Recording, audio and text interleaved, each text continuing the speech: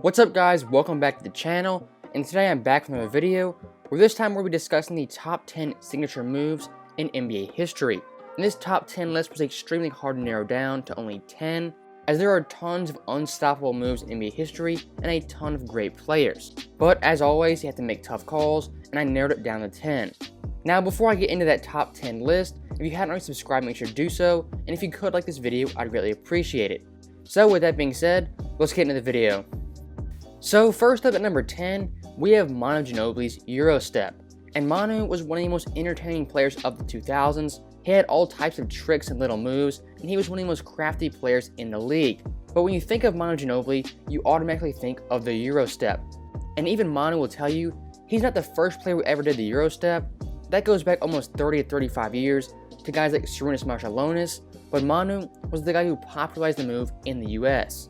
Guys like James Harden, Dwayne Wade, even bigs like Giannis, all have their own versions of the EUROSTEP. They've added variations, hesitations, and just little tweaks to the move to make it their own, but the baseline foundation comes from one Manu Ginobili. And one of the big reasons I put this move in my top 10 is because virtually every player in the league now has their own variation of the EUROSTEP, and that would not have been possible without Manu Ginobili. Now looking ahead to number 9, we have Magic Johnson and his no-look passes. And when talking about Magic, everyone knows he's the greatest point guard of all time, and everyone knows his passes are second to none. And if you go back and watch the highlights and watch the film, you know Magic was unlike any passer in NBA history. He could throw no-look passes, between the legs passes, behind the back passes, any pass you wanted, Magic Johnson could do. But his favorite pass and his go-to move was a no-look pass, something defenders always knew was coming, but still they couldn't stop it. That's how dominant a passer Magic was, and he won 5 championships being a pass-first player. So taking all that into account, I think Magic's no-look pass is the 9th best signature move in NBA history.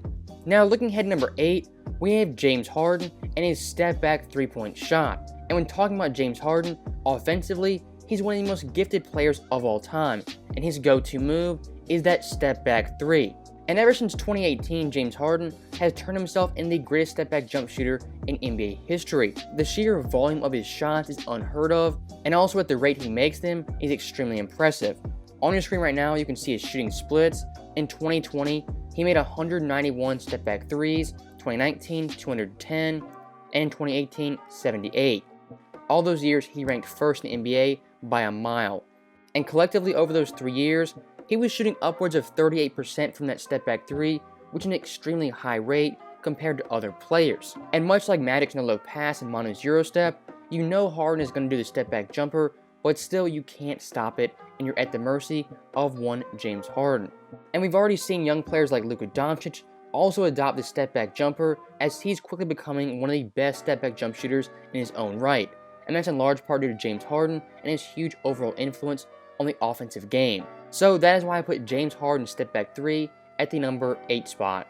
So now at number 7, we have Allen Iverson and his crossover. And there's not really any stats to back this up, but if you watched AI or watched any of his highlights, you know his crossover move was his go-to move.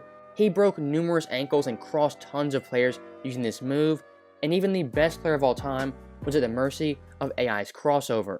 Iverson has Jordan, the crowd is into it. I gave him a little cross to see would he bite on it.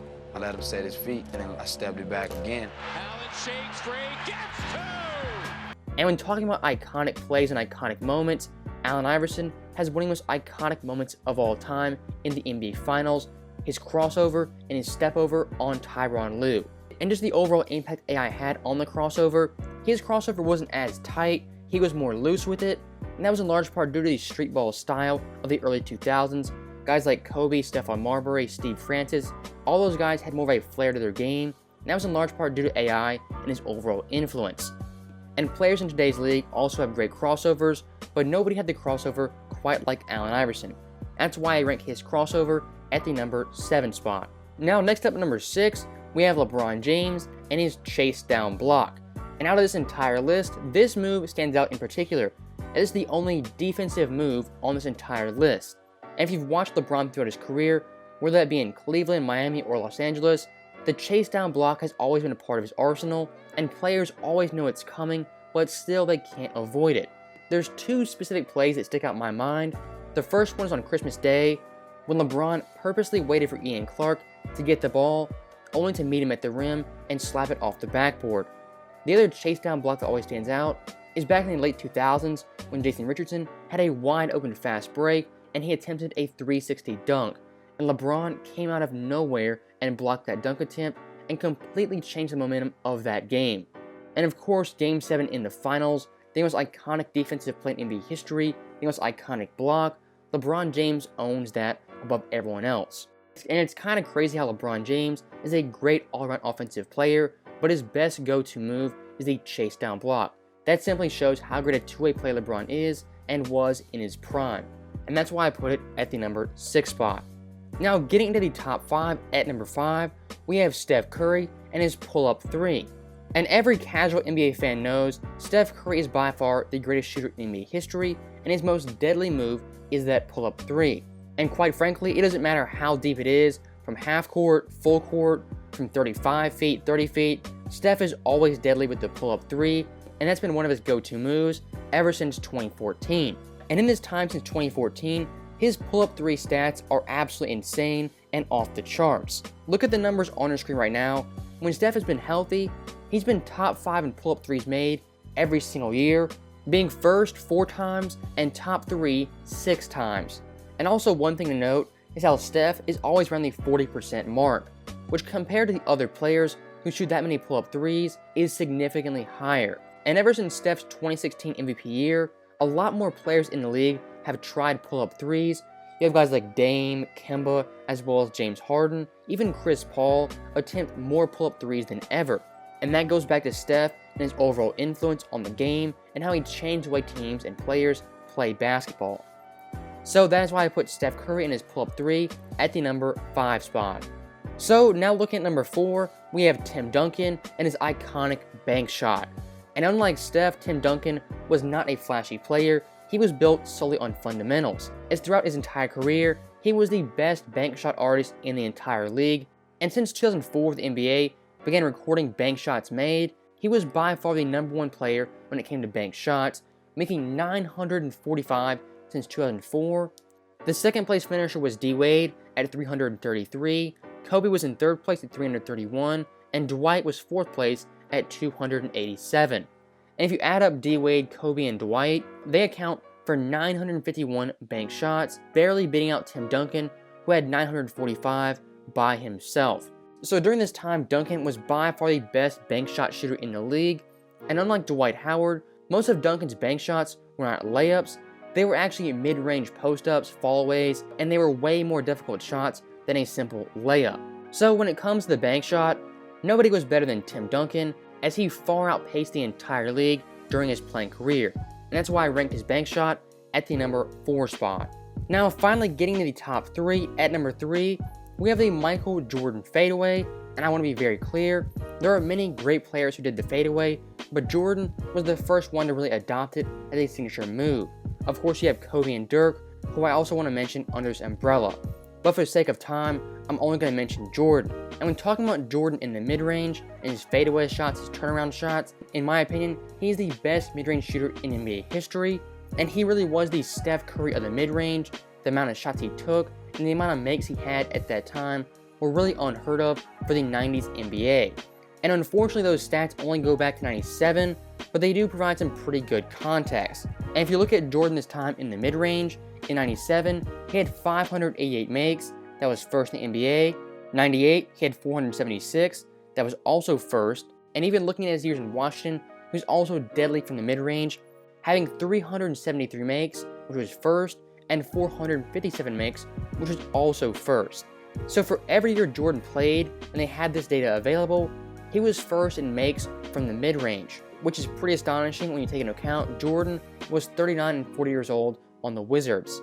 And also looking more in depth at those Wizards years, look at Jordan's fadeaway shots and his turnaround shots during his time in Washington. During the 02 season, Jordan shot 85% on fadeaways and 87% on turnaround jump shots. In 03, he was still elite, shooting 79% on fadeaways and 71% on turnaround jumpers. So even at that advanced age, Jordan was still highly skilled and dominating from the mid-range. And that's why I put this move at the number 3 spot. So now looking ahead at number 2, we have Hakeem Olajuwon and his famous Dream Shake. And when talking about post-up play, Hakeem is the most skilled big man of all time. And the post moves he had in the 90s have really set the template for what it means to be a great big man on the block. And even players today in 2021 don't have the agility and the overall touch of one Hakeem Olajuwon. And if you want to know how effective the Dream Shake was, there's one playoff series you have to look to. That is the 1995 Western Conference Finals, Spurs vs. Rockets, Hakeem vs. David Robinson. And in this series, Hakeem took David Robinson to school, averaging 35.3 points per game on 56% shooting. And David Robinson at this time was no slouch. He was the MVP of the league and one of the elite lockdown defenders. But Hakeem being Hakeem unleashed a full arsenal on one David Robinson, and he had no answers for the Dream Shake. And talking in a general sense, when Hakeem was in his prime, nobody could stop him on the block. You were simply at the mercy of what he would do, what he spin baseline, pump fake, reverse pivot. I mean, Hakeem had everything in the arsenal, but the Dream Shake stands out above the rest as the second best signature move of all time. Now at the number 1 spot, for the best signature move in NBA history, everyone knows you have to have Kareem's SKYHOOK at the number 1 spot. This move right here is by far the most unstoppable move in NBA history. Kareem dominated the NBA using this move for 20 years. It didn't matter if he was old, young, in his prime, the SKYHOOK was still deadly regardless. And what makes this move so unique is that Kareem was 7 feet tall and had the grace of a guard. And when he went up with the SKYHOOK, he would use his left hand to block you off, and he would simply rise above you and drop in the SKYHOOK. And out of Kareem's entire career, there's only been 2 or 3 players ever who actually blocked the SKYHOOK jump shot. And one of the big reasons I put this move at the number 1 spot is that since then, nobody in the NBA has been able to duplicate this shot. Many have tried, but nobody has replicated the Kareem SKYHOOK. And that's why I put it at the number 1 spot, because Kareem is the only guy who truly mastered the art of the SKYHOOK. So that right there is my top 10 list of the best signature moves in NBA history. And as always, thanks for watching to the end. I'll see you guys next time.